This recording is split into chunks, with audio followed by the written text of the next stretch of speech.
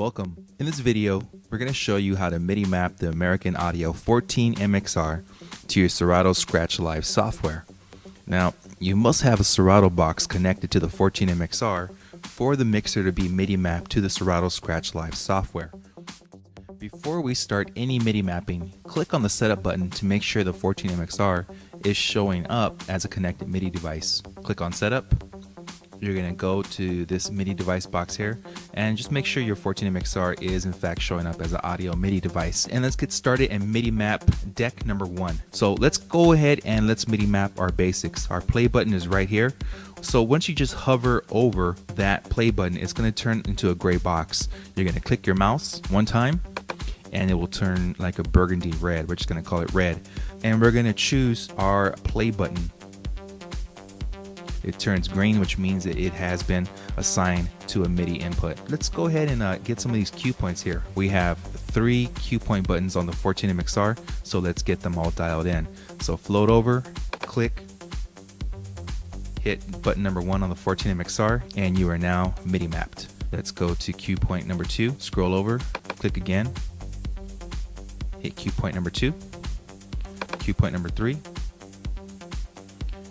Alright, so we're all taken care of. So we've now MIDI mapped our play button and 3 cue point buttons on the 14 MXR with our Scratch Live software. Let's head on over to the right deck, or deck number 2, and let's do the same. Play button, click, hit the play button on the 14 MXR, turns green. Let's go to our cue point number 1, cue point number 1, cue point number 2, cue point number 3.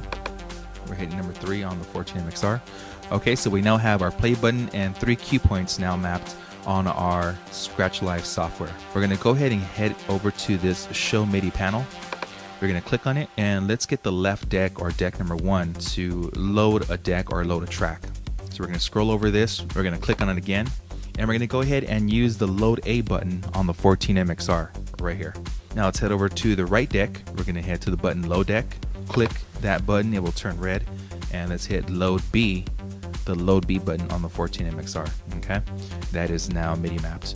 So let's say you want to take control of your navigational knob, which is right here in the middle of your 14 MXR, to scroll through your tracks. Float over the very same looking knob, click on it, go ahead and move your navigational knob. We're going to go ahead and change the values on this. It says here press C to change data type, press tab to reverse. So we're going to press the C button on our keyboard. We're going to see we're scrolling upwards. I'm going to go ahead and hit the tab button and I'm going to press C on my keyboard one more time, and that should make it work perfectly to scroll down and to scroll up. So let's say we want to get between our library, the folders in our library, and the tracks that are in that folder. So you're going to float over the tab focus, you're going to click it, and you're going to go ahead, we're going to use this back button right here on the 14 MXR. Okay guys, once you've MIDI mapped all the basics for your Serato Scratch Live software to get tracks to play, let's get into our DJ effects. We're going to click on the DJ effects button right here on the Serato Scratch Live software. Okay, that opens up our effects pane. Now let's get to MIDI mapping it. You're going to click on MIDI.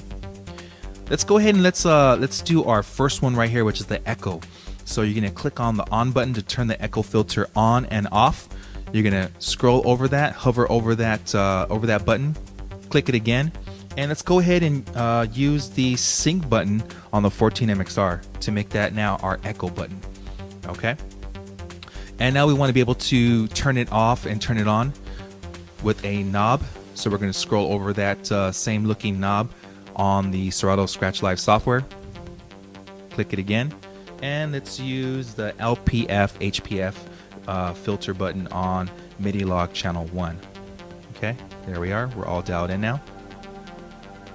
Okay, let's go ahead and let's activate a flanger. We're gonna hover over it, click again, and let's use the Q button.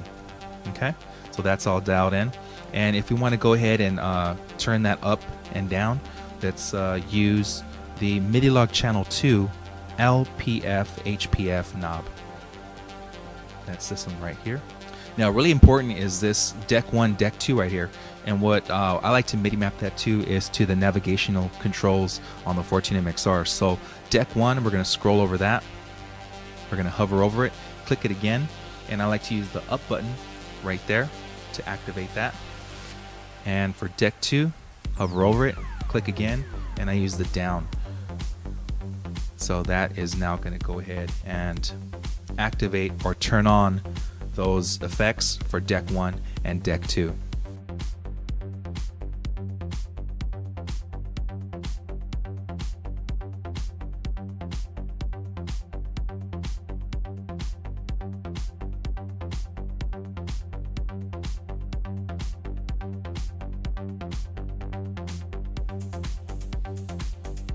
Now that you've MIDI mapped your American Audio 14 MXR with your Serato Scratch Live software, only thing left to do is load a track and pressing play. And have fun. Thanks for watching. If you require any further assistance setting up your American Audio 14 MXR, 10 MXR, or 19 MXR, you could always contact our toll-free customer support hotline Monday through Friday during regular business hours. Practice and enjoy.